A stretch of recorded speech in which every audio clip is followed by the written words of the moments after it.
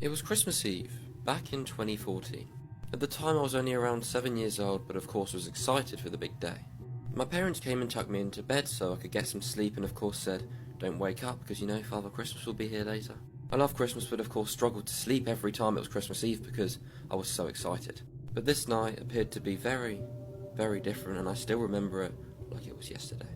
It must have been around 1 in the morning when I woke up to some kind of shadow outside my bedroom. Of course, being young, I thought, "Father Christmas? Oh my god, he's here." I closed my eyes and hid under my duvet to pretend I was asleep so that he didn't see me.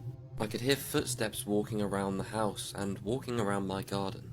I could hear tapping on the windows and all kind of really strange sounds and I thought, this doesn't sound like Santa.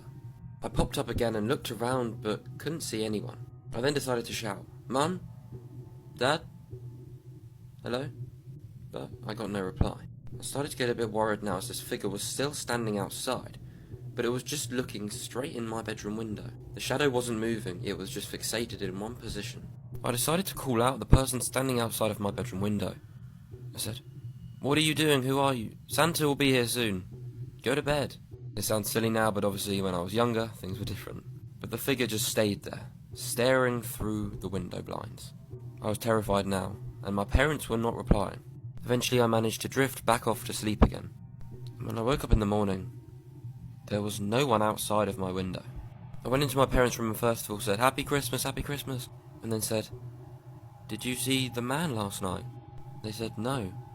"What man?" I said, "There was someone standing outside of my window, tapping on the windows for ages." My parents then decided to call the police, and this is where the story gets pretty messed up. That morning, a man had been arrested in my village. He had broken into 2 people's houses that night. There was even one casualty, who tragically passed away in hospital that morning. Luckily this man did not come into my house, but imagine if he did.